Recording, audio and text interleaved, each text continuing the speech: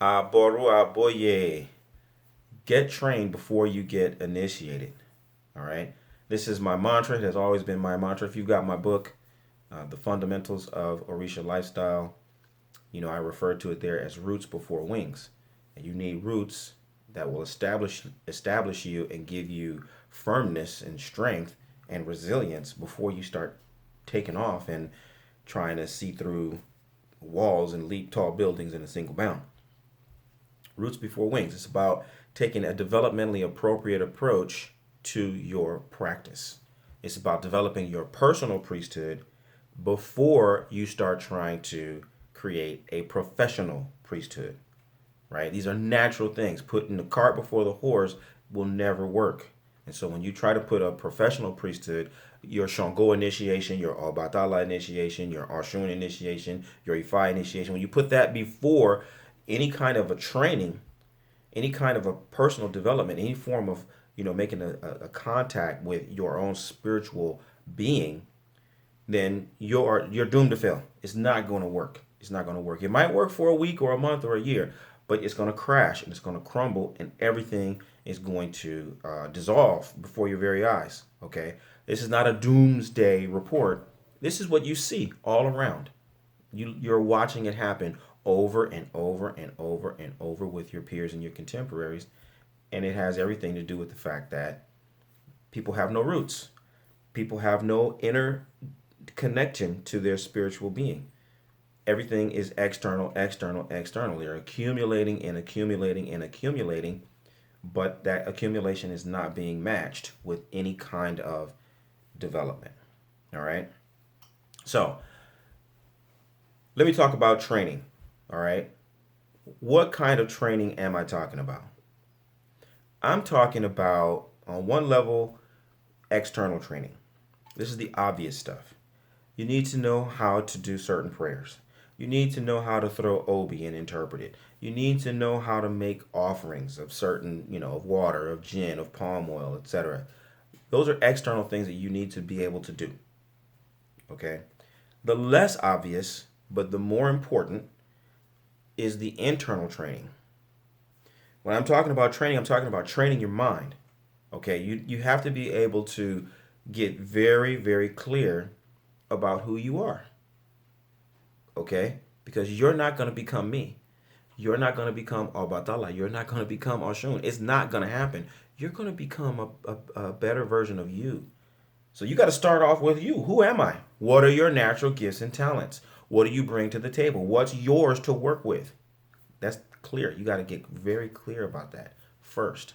Otherwise, you'll be imitating things that will never pan out for you. You got to get clear. What are your natural gifts and talents? Who are you? What do you bring to the table? Secondly, you got to focus. You got to be able to zero in on who you serve. Where am I supposed to be taking these natural gifts and talents? Who needs what I have to offer? Whose life is going to be improved by my performance? What problem am I solving? All right? That's crucial. It's crucial. Otherwise, what are you doing? You're running here, you're running there. You're throwing pearls to swine, as they say. And you're trying to do things for people who don't want it. And then you're arguing with them and getting mad because they don't want what you have to offer because they're not your people. Okay? You gotta, this practice, as you enhance and you get greater, you become more powerful, you become more clear in all these things. It's not for you to become isolated.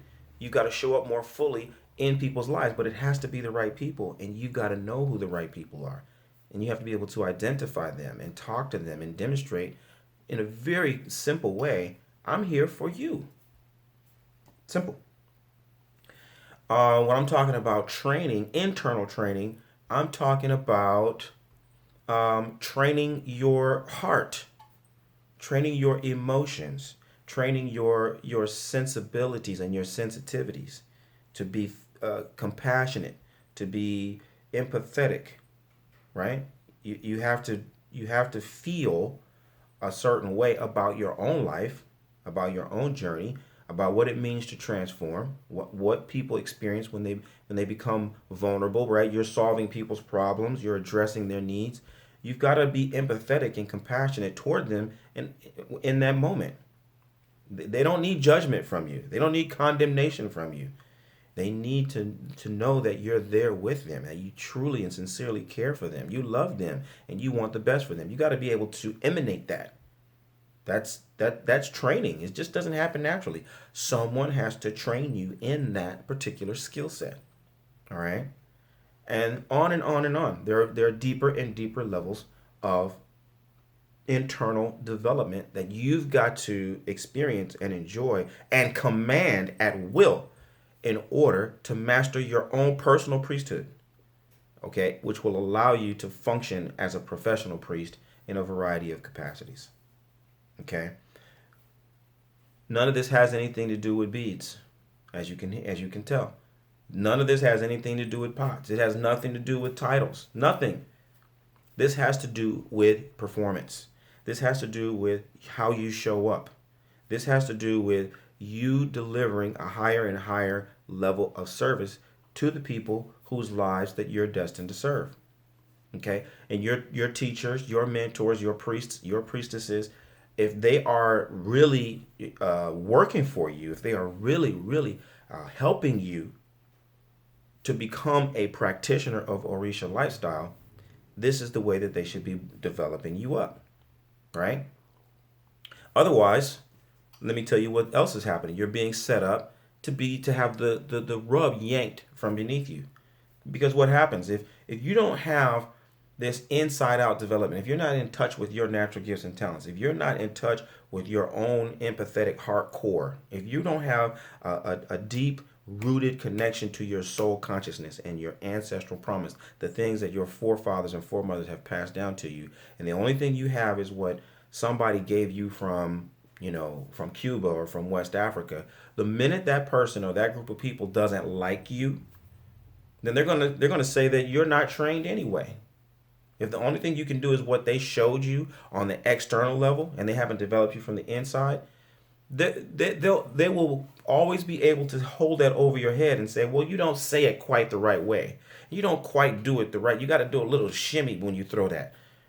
And they'll constantly be undermining your authority by virtue of the fact that they know that you haven't developed and you haven't gotten clear and you haven't made the connection with the people who you're destined to serve.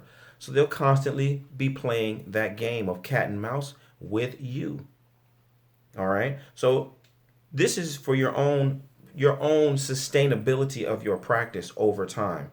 You should never be subject to what somebody else says about your credibility for the rest of your life, right? For all eternity, you just are never an authority because you are 100% dependent on an external force, an external group of people to tell you and tell others that you actually know what you know. You don't. That's not fair to yourself. It's not fair to your ancestors. All right. So developing yourself from the inside out, really tapping into your natural gifts and talents. As I said, all of those things that go into training before you get initiated are safeguards.